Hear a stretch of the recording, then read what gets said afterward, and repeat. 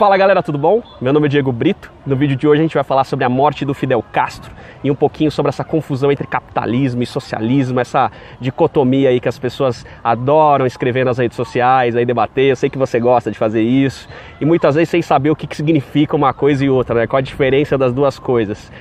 Vou compartilhar um pouco também minhas posições políticas com vocês. Raramente eu faço isso, muito por conta desse ódio que existe aí nas redes sociais e essa superficialidade. Então, primeiramente, Cuba nunca foi comunista, tá? Se você acha que Cuba foi comunista, Cuba nunca foi comunista. Então saiba uma coisa, comunismo é um estágio da sociedade onde não tem Estado. Então Cuba tinha o Estado, né? Então, tinha o Fidel, depois posteriormente o irmão dele, o Raul, mas então tinha um Estado, então não era comunista. Então comunismo é um estágio que você chega a partir de alguns passos, né, que Karl Marx concebeu, que seria primeiro passo a ditadura do proletariado, depois você vai avançando até chegar no comunismo, por assim dizer. E todas as sociedades que a gente viu que tentaram implementar os pensamentos aí de Karl Marx ficaram na ditadura ali e não saíram dali, né? Então vocês veem que foi um regime que foi bastante deturpado por conta da história do poder. Eu sei que você tem vários argumentos com relação a isso, eu concordo, já li Karl Marx, já li Adam Smith, já li tudo que você imaginar aí de política, eu já pincelei um pouquinho. E hoje eu me considero uma pessoa bem laica com relação à política, até mesmo pelo fato que eu acredito que todo mundo, no final das contas, quer o bem da sociedade quando escreve um livro. Porém, quando a gente vê pessoas aí que assumem o poder, elas querem o bem para si, elas querem o Estado para si, e aí que começa toda a corrupção e a história que você já conhece.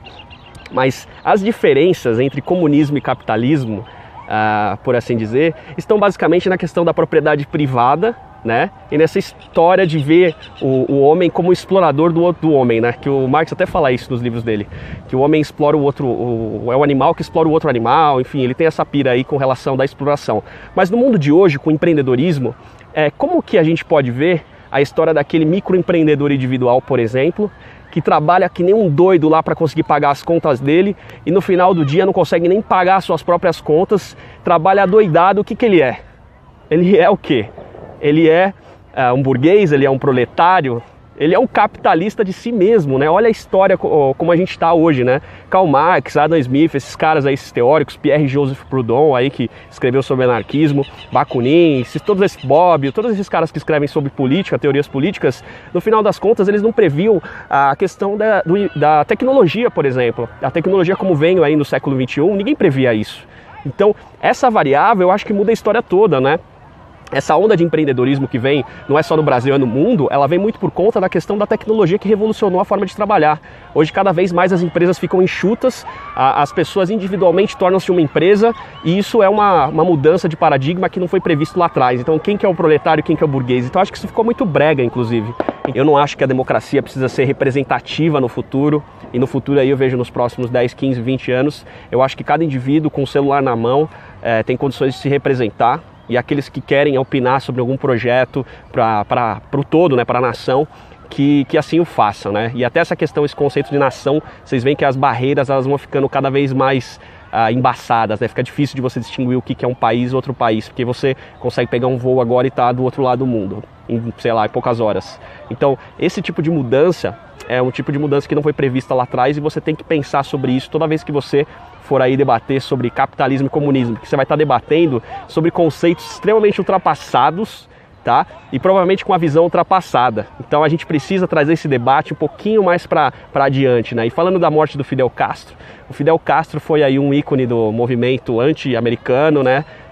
Começou aí toda essa história de vamos apoiar a Rússia aí, né? Tem até uma frase no Manifesto Comunista do Marx que ele fala proletários de todos os países univos, né? Então tem essa pegada de todos os países do mundo se juntarem aí em prol da causa comunista que começou na União Soviética e foi se espalhando. E Fidel Castro representou isso, né? Então para mim Fidel Castro, o castrismo, né, é museu, né, é história. Então a gente aprecia enquanto história. Eles têm as suas virtudes, eles têm os seus defeitos. Eu não estou aqui para falar nem contra nem a favor. PT não é comunista, né? Tipo, essas coisas que você tem que começar a perceber.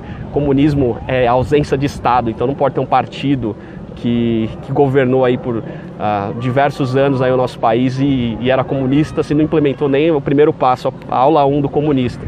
Então, quando você vê aí que o PT já entrou no poder aí no governo sem ter colocado em prática nenhuma política que o Karl Marx aí colocou em sua teoria, como que eles podem ser comunistas, né? No máximo eles visaram aí um estado de bem-estar social e blá blá blá. Mas enfim, o dia de hoje é um dia que marca aí um pouco essa história, marca a nossa história, né? Porque o Fidel Castro com certeza é um ícone.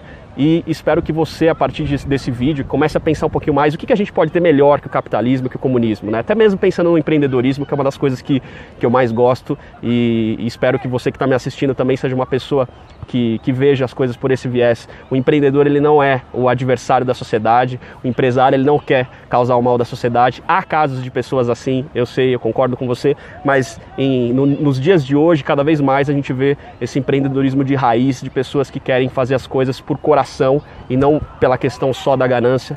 Então, espero que você tenha gostado desse vídeo. Se gostou, dá um joinha aí, se inscreve no canal. E é isso aí, galera. Valeu, aquele abraço, falou!